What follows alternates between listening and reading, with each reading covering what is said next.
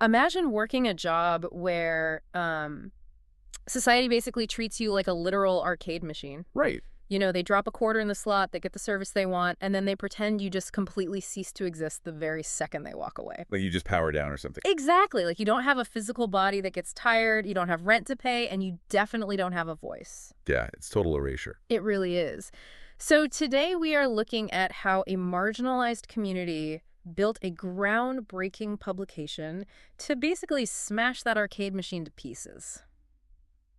Welcome to today's deep dive. Glad to be here for this one. Our mission today for you, the listener, is to explore a single dense Wikipedia article about an independent quarterly magazine called Spread. And we're going to examine how this specific group bypassed all the traditional media gatekeepers to build their own platform. And it wasn't just about sharing, practical survival knowledge, though they did do that. It was also to spark these really complex ideological debates and ultimately demand to be seen as actual human beings. It's just a phenomenal piece of media history. It really is. Because typically, when we consume stories about marginalized communities, those stories are being told about them, not by them. Yeah, like they're just subjects. Exactly. The people with the lived experience are treated as mere case studies or statistics, while the people holding the microphones get to control the narrative. They frame the whole debate. Yeah, and they ultimately dictate how the rest of society views that community.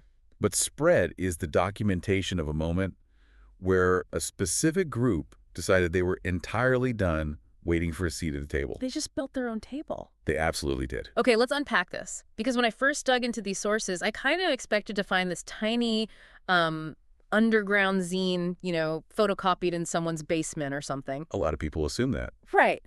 But look at the scale of what we're actually dealing with here. Spread magazine was launched on March 15th, 2005. It was based in New York City, and it was founded by Rachel Amy, Rebecca Lynn, and Raven Strega. And importantly, published by the feminist press. Yes, which is actually a crucial piece of context. Because as we'll see a bit later, the relationship between mainstream feminism and this specific workforce was, and I mean still is, incredibly fraught. Very fraught, yeah. But what really stood out to me was who this was actually for and who was doing the writing. It was a magazine by and for sex workers and those who supported their rights. And that scale you mentioned, that's what makes this so revolutionary. The history outlined in our source here shows a profound example of a marginalized group reclaiming its own narrative on a national level. Not just a local newsletter. No, it was sold throughout the United States and Canada. They were stocked at independent bookstores, yes, but they also secured national distributors. Wow.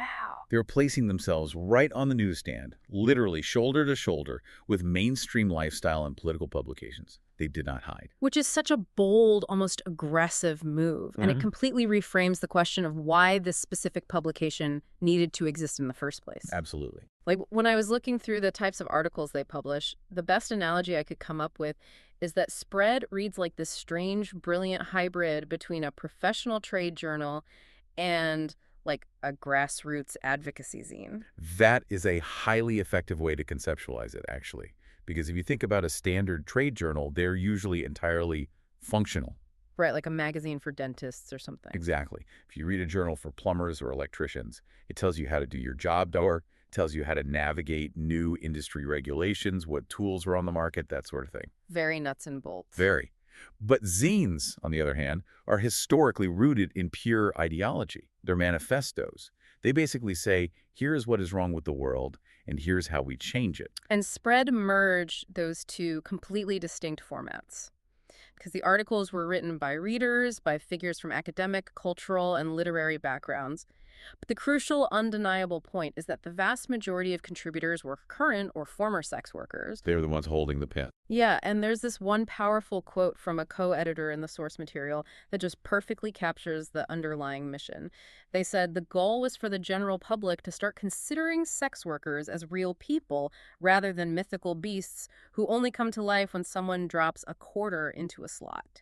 What's fascinating here is how that specific metaphor, the mythical beast and the quarter in the slot, perfectly captures the exact dehumanization that the magazine was systematically fighting against. Yeah, that transactional nature. Right. It highlights how society often views this workforce as purely transactional objects. You insert money, a service is performed, and then the person effectively ceases to exist in the mind of the consumer. Right, you don't think about where the arcade machine goes to sleep at night. Or if the arcade machine has access to affordable healthcare. Exactly. But once you establish that these workers are, in fact, human beings with physical bodies, you suddenly have to address the immediate physical realities of their You lives. can't separate the two. No, you can't talk about humanizing someone without talking about their material needs.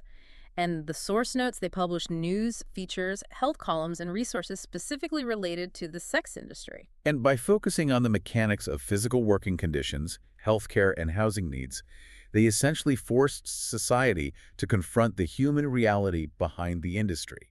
Because it makes it real. It makes it undeniably real.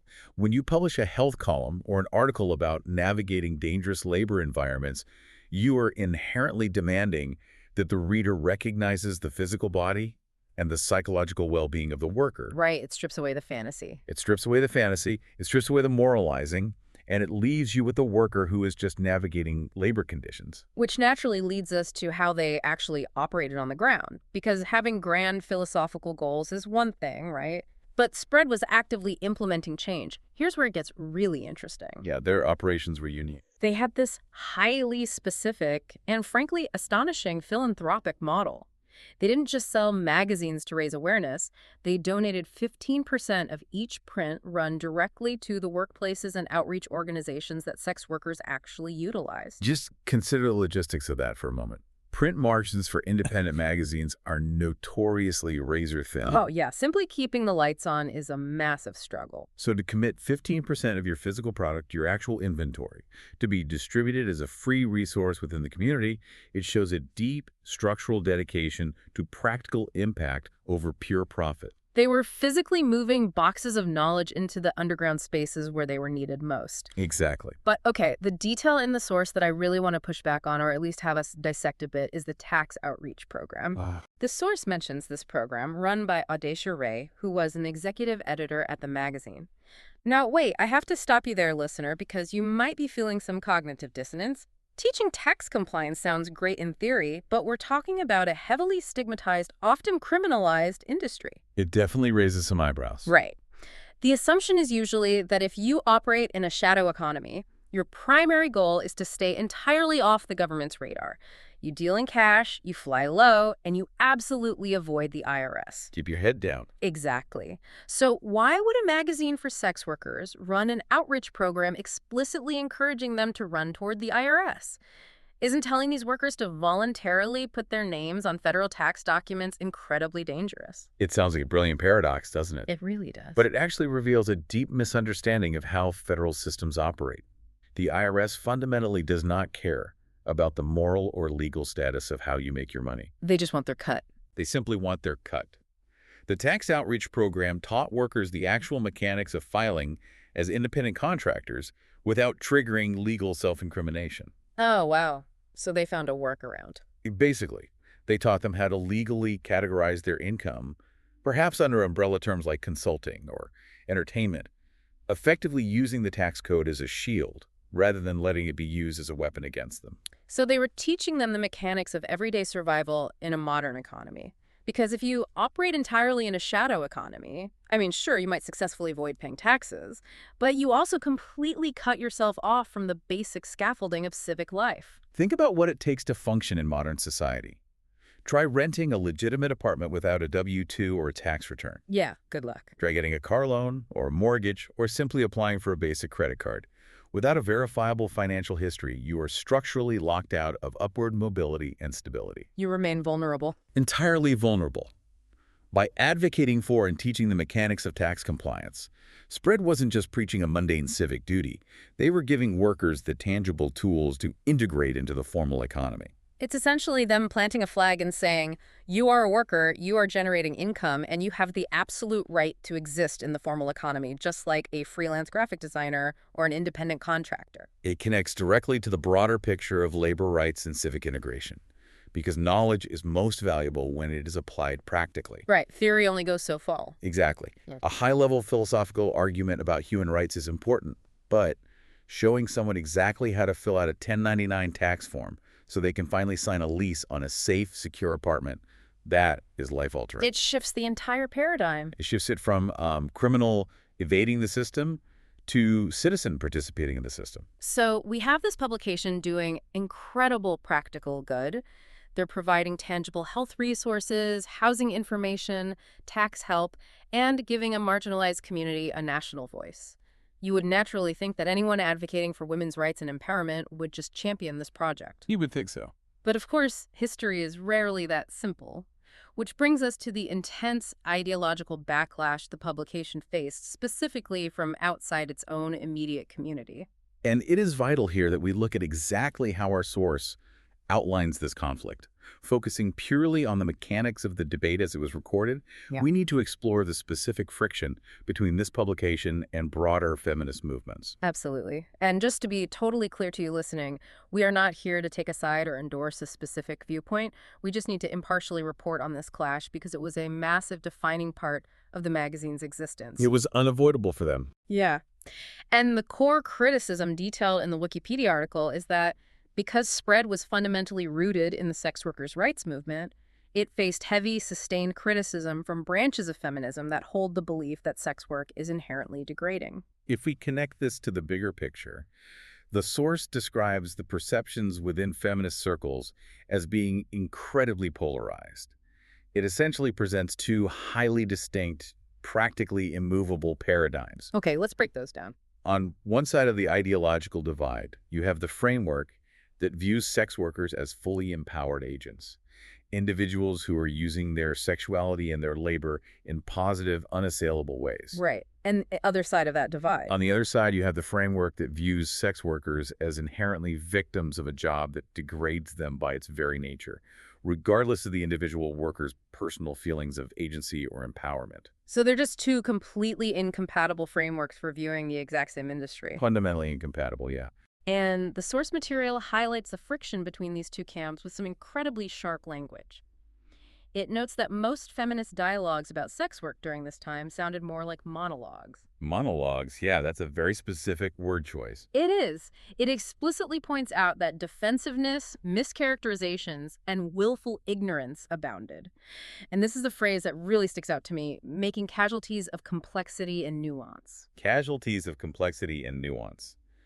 That is a devastatingly accurate way to describe what happens when rigid theoretical debates collide with messy lived reality. You're right, because nobody's listening. Exactly. A monologue isn't designed to understand or to synthesize new information.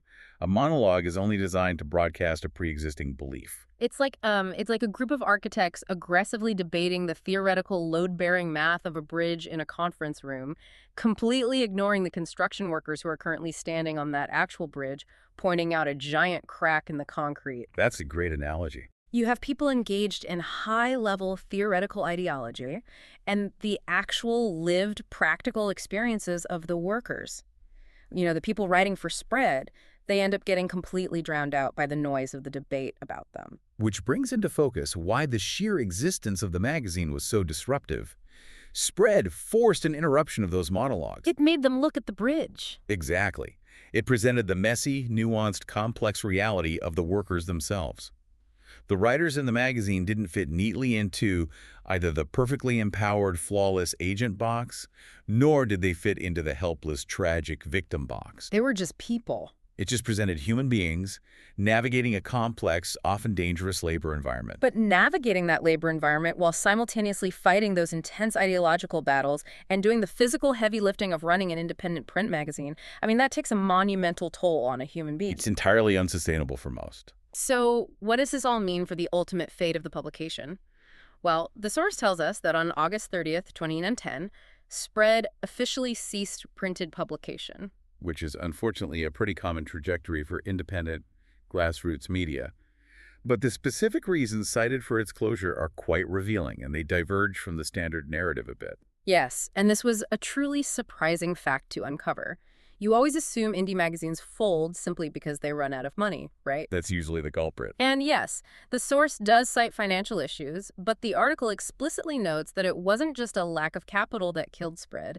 They stated that they simply didn't have enough people to keep the operation running. The manpower just wasn't there. Right. The source includes a direct quote from their closure announcement stating that even if there was 100K made available, they still couldn't have kept the magazine alive. $100,000. Right, which is huge for an indie zine.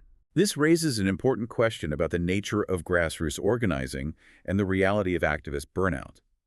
When an organization publicly states, even if you handed us a check for $100,000 right now, we still couldn't keep going, that points to a profound systemic depletion of human capital. Think about the last time you felt totally burned out at your job, listener, just completely exhausted by the daily grind. Now imagine your job also requires you to constantly publicly justify your basic human rights to the rest of society. While also running an underground tax outreach program. Right, while also physically distributing magazines out of boxes. You can see why a check for 100 grand wouldn't magically fix the exhaustion. Running a national print publication is exhausting in the best of circumstances. But when your staff is also deeply embedded in the grassroots activism required to defend their very right to exist, the physical and emotional bandwidth required is just staggering. It's beyond a full-time job. Way beyond. The source actually gives us a glimpse into this intense, multifaceted level of engagement by mentioning one of the former editors, Emily O'Hara, who wrote under the pseudonym Merry Christmas. Yes, the article points out she wasn't just sitting behind a desk editing a magazine, she was an active organizer. It specifically mentions she was involved in something called the Radical Cheerleaders. Which the source describes as a group of leftist activists who would cheer in organized squads at protests. That's such a wild, amazing visual. It is a fantastic detail because it illustrates the physical reality of their activism. They were fighting the battles in print, yes, but they were also out in the streets, physically putting their bodies on the line at protests, using performance art and direct action to demand visibility. They were basically fighting on every conceivable front. In print with the magazine, in the community with the tax and health outreach, and physically in the streets at protests. It's really no wonder that by 2010, the human engine running the machine simply ran out of fuel. You can't run on fumes forever. No, you can print more issues or raise more money, but you cannot magically print more human energy when the well completely runs dry. Which makes their achievements during that 5-year run all the more remarkable, honestly. They sustained a high-level publication, distributed it internationally, dealt with intense ideological pushback, and simultaneously acted as a central node for community support and political advocacy. And thankfully, all of that immense labor wasn't simply lost to history when the magazine folded. The source provides one final triumphant detail to wrap up their historical timeline. A very fitting coda. Yeah.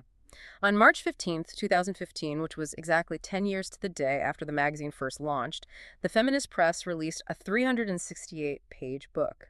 It was a curated collection of the best articles and essays from the original issues, effectively solidifying Spread's role in starting a media revolution and illuminating the reality of the industry. It ensured that the vital dialogues they started and the practical wisdom they gathered wouldn't just fade away into old, out-of-print issues decaying in basements somewhere. Right, it preserved it. It codified their work, their voices, and their humanity into the permanent historical record. So for you listening right now, why should this specific piece of media history matter?